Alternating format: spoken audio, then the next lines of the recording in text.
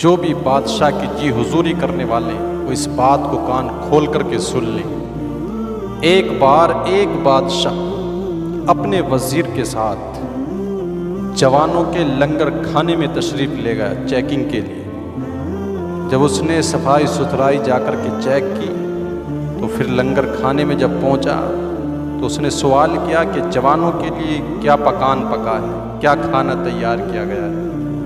تو جو لنگر کھانے کا کمانڈر تھا اس نے بتایا کہ آج بینگن کی سبزی بنی ہے۔ جب اتنی بات سنی تو بادشاہ بڑا تیش میں آیا اور غصہ ہونے لگا۔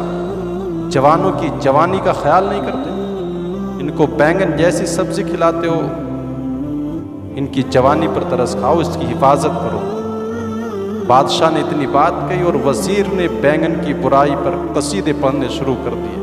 کوئی کسر باقی نہ رکھی کہ بینگن کی سبزی کو برا کہتا کہتا وہ تھک گیا۔ بادشاہ کے غصے کی وجہ سے لنگر کھانے کا جو کمانڈر تھا وہ ہاتھ جوڑ کر کے سامنے کھڑا ہو گیا، حضور معذرت چاہتا ہوں، آئندہ کبھی بینگن نہیں بنے گا۔ بادشاہ اتنا کہنے کے بعد وزیر کے ساتھ واپس آیا۔ کچھ روز کے بعد بادشاہ کا پھر اتفاق ہوا جوانوں کے لنگر کھانے میں جانے کا۔ اس نے جا کر کے پھر پوچھا کہ آج کیا بنی ہے، تو اتفاق تھا کہ اس دن پھر بینگن ہی بنے تھے، سبزی بینگن ہی کی بنی تھی۔ بادشاہ نے جب سنا کہ بینگن کی سبزی بنی ہے تو بادشاہ نے بینگن کی تعریف کرنا شروع کر دی کہ بینگن بہت اچھا ہے، صحت کے لیے یہ ہے وہ ہے، فلا فلا خوبیاں بیان کرنی شروع کی۔ تو اب وزیر جو اس دن بادشاہ کے برا ماننے کی وجہ سے بینگن کی برائیاں بیان کرتا تھا، آج اس نے بینگن کی تعریف کے پل باندھ دیے اور تعریف پر تعریف کرتے جا رہا، بینگن کی کوئی کسر اس نے باقی نہ رکھی۔ بادشاہ اپنے وزیر کی طرف مخاطب ہوا اور کہنے لگا، یہ بتاؤ کہ اس دن میں نے منع کیا بینگن کو تو تو نے بینگن کی برائی میں کوئی کسر باقی نہ رکھی، اور آج جب میں نے ناراضگی کا اظہار نہیں کیا ہے تو تو نے بینگن کی تعریف کے پل باندھ دیے، تعریف پر تعریف کیے جا رہا ہے، آخر معاملہ کیا ہے؟ تو وزیر کہنے لگا، بادشاہ سلامت، میں غلام آپ کا ہوں، بینگن کا غلام نہیں ہوں۔ جو آپ کو پسند ہے وہ مجھے پسند، جو آپ کو ناپسند وہ مجھے بھی ناپسند ہے۔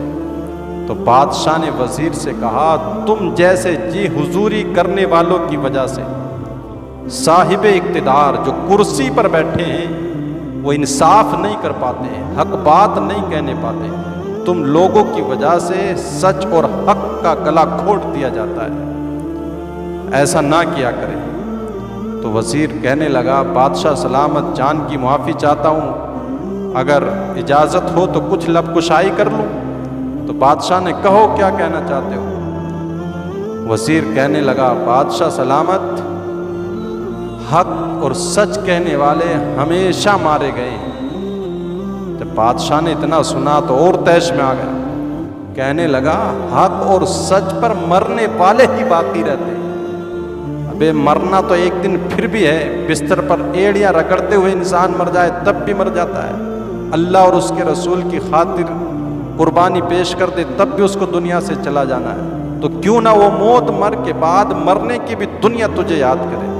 تو بادشاہ نے کہا، حق اور سچ کہنے اور بولنے والے مرتے تو ضرور ہیں لیکن ان کی تاریخوں کو یاد رکھا جاتا ہے، اور یہ جی حضوری کر کے انصاف نہ کر دینے کی وجہ سے کچھ روز زندگی تو بچ سکتی ہے لیکن اس زندگی میں لوگوں کی طرف سے لعنت اور پھٹکار کے علاوہ کچھ اور حاصل نہیں ہوتا۔